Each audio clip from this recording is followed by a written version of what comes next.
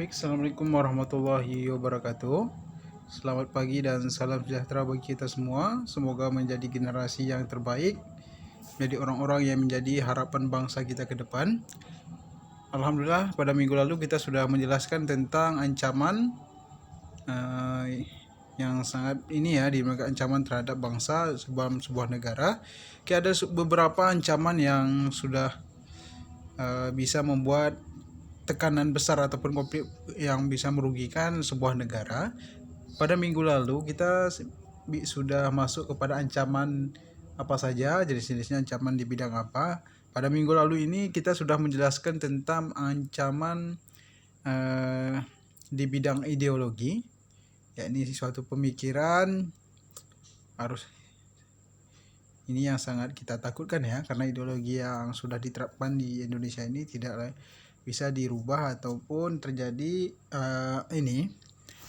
ideologi yang selama ini dilakukan oleh negara lain untuk merusak sebuah negara. Oke, kita masuk kepada ancaman di bidang berikutnya, yakni di bidang politik. Ancaman di bidang politik dapat bersumber dari luar negeri maupun dalam negeri. Dari luar negeri, ancaman di bidang politik dilakukan oleh suatu negara yang melakukan tekanan politik terhadap Indonesia. Contohnya ini di Indonesia ya. Ancaman di bidang politik ini adalah suatu kerjasama. Contohnya adanya suatu kerjasama negara kita dengan negara lain yang tentunya dalam menyangkut tentang kepentingan negara masing-masing, seperti di bidang politik ini adalah misalkan di bidang bagaimana hubungan luar negeri kita ya, luar negeri dengan negara lain. Ketika ada tekanan negara lain untuk menekan sebuah negeri kita adalah suatu karena salah satunya dengan adanya politik-politik yang dibuat oleh para penguasa yang kadang bisa mengancam itu negara lain karena tidak sesuai dengan ideologi dan dengan keinginan mereka. Dengan adanya suatu politik kerjasama ini, mereka menekan sebuah negara. Ini banyak terjadi di negara-negara berkembang ya. Tentunya dengan adanya tekanan seperti ini bisa merugikan sebuah negara, karena negara kita ditekan politik ataupun sistem pemerintahan kita oleh negara lain yang bisa menyebabkan suatu kerugian yang besar pada sebuah negara. Tentunya kalau di sini ya, ini negara kita Indonesia. Maka dalam berpolitik itu harus bagaimana menanamkan nilai kerjasama, suatu visi misi atau kerjasama yang jelas sehingga tidak merugikan sebuah negara.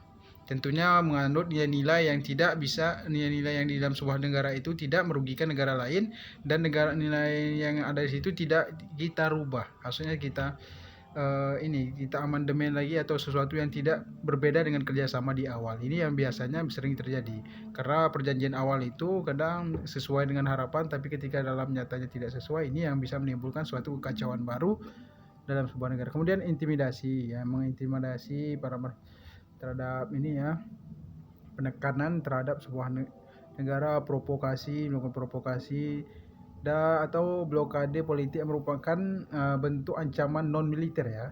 Ini biasanya oleh para penguasa ataupun kerjasama oleh pejabat-pejabat kita dengan pejabat negara lain yang bekerja sama.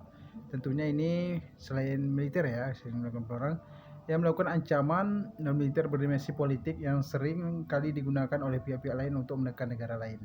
Nah ini contohnya adalah di bidang kerjasama, misalkan sebuah negara meminjamkan hutangnya negara lain, tapi dia secara politik dia ada keuntungan di dalam sebuah negara itu, bagaimana menggunakan pajak apabila tidak dibayar, akan itu bisa hak-hak yang dimiliki sebuah negara itu bisa diambil ataupun dengan perjanjian yang disepakati di awal. Di sini yang sering terjadi bagaimana ketika ada hutang dan kerjasama itu tidak sesuai dengan harapan, akhirnya berujung kepada bagaimana pengambilan suatu hak kepemilikan dalam sebuah negara.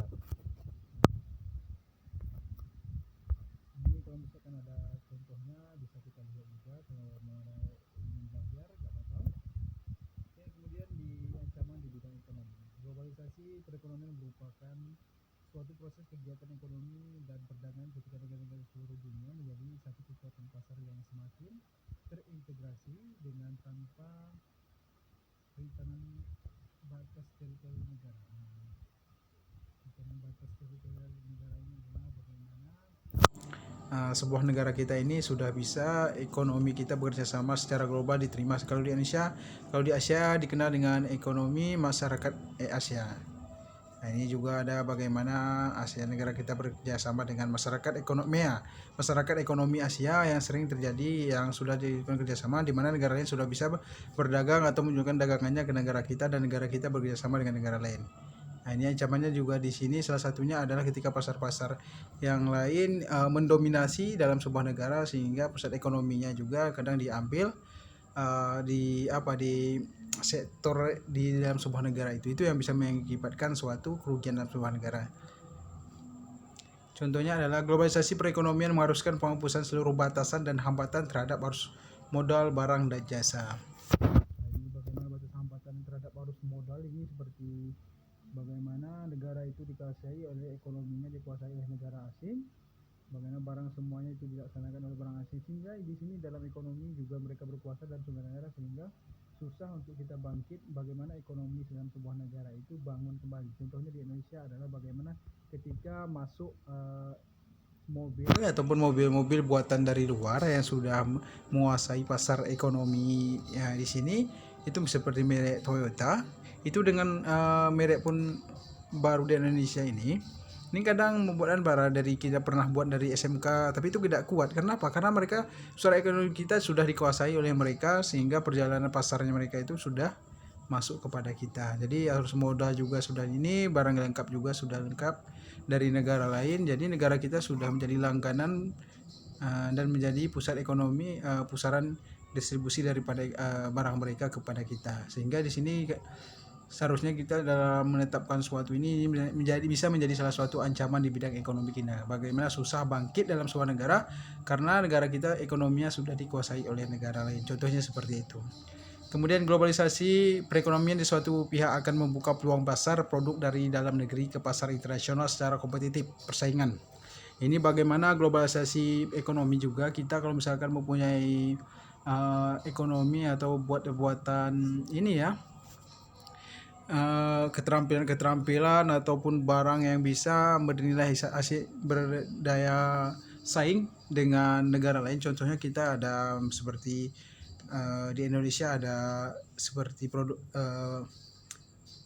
pengelolaan sidat ikan sidat di Indonesia sehingga dengan kualitas yang cukup baik Indonesia ini bisa dikirim seperti ikan tuna juga. Ikan tuna Indonesia ini terkenal dengan kualitasnya yang cukup baik sehingga di ekonomi bisa dijual di pasar internasional ke negara lain di mana negara lain juga melihat kualitas yang bagus. Itu kita bisa bersaing. Itu untungnya globalisasi tapi juga salah satunya bisa mengancam sebuah negara kalau kita kalah bersaing dan negara kita juga bisa diambil alih di bidang ekonomi itu sendiri. Di sini ya. Sebaliknya juga membuka peluang masuknya produk-produk global ke dalam pasar domestik. Itu sudah seperti yang kita jelaskan tadi seperti juga handphone selain mobil, handphone dan juga barang-barang lain yang sudah berkuasa di menguasai pasar kita. Oke, pengaruh negatif globalisasi ekonomi yang dapat menjadi ancaman kedaulatan Indonesia. Oke, Indonesia akan dibanjiri oleh barang-barang dari luar negeri seiring dengan adanya perdagangan bebas yang tidak mengenal adanya batas-batas negara. Jadi kadang karena bagaimana negara-negara barang-barang yang baru yang bagus itu masuk ke Indonesia tanpa ada batasan ya. Itu karena negara kita bekerja sama dengan negara lain sehingga bisa masuk barang-barang dengan ke negara kita sehingga kita barang-barang kita pakai pun kadang kita tidak terima produk-produk lokal, lebih suka kepada produk-produk dari luar sehingga di sini juga salah satu yang bisa menimbulkan salah satunya adalah barang-barang orang itu berkuasa dalam suatu negara sehingga kita susah bangkit untuk membangun negara ini. Kemudian cepat atau lambat perekonomian negara kita akan dikuasai oleh pihak asing. Nah ini seperti yang pengaruh negatifnya tadi ya. Cepat atau lambat perekonomian Indonesia negara kita akan dikuasai oleh pihak asing seiring dengan semakin mudahnya orang asing menanamkan modalnya di Indonesia. Nah, seperti yang sudah saya sampaikan tadi, ketika sahamnya sudah ada di Indonesia, barangnya sudah merajalela kemana-mana, terhenti kita sebagai konsumen dan mereka itu sebagai distributornya itu menjadi sangat diuntungkan negara karena negara kita juga membutuhkan barang-barang yang perlu dari mereka sehingga negara kita banyak bertumpuk sedangkan negara mereka mendapatkan keuntungan yang besar. Oke, kemudian timbulnya kesenjangan sosial yang tajam sebagai akibat adanya persaingan bebas. Nah, di sini timbulnya kesenjangan sosial ya, perbedaan pandangan, pendapatan yang tajam dan hubungan dengan masyarakat sebagai akibat dari adanya persaingan bebas. Nah, di sini juga bagaimana yang kaya makin kaya, kadang yang punya ini yang miskin miskin, sehingga banyak negara kita yang pejabat-pejabat yang ini mendapatkan keuntungan, sedangkan negara kita juga tidak mendapatkan hal yang demikian ya. Ya mungkin cukup sampai di sini dulu materi kita, mudah-mudahan bermanfaat. Kalau ada yang tidak mengerti boleh ditanyakan di WhatsApp grup kita. Oke, assalamualaikum warahmatullahi wabarakatuh.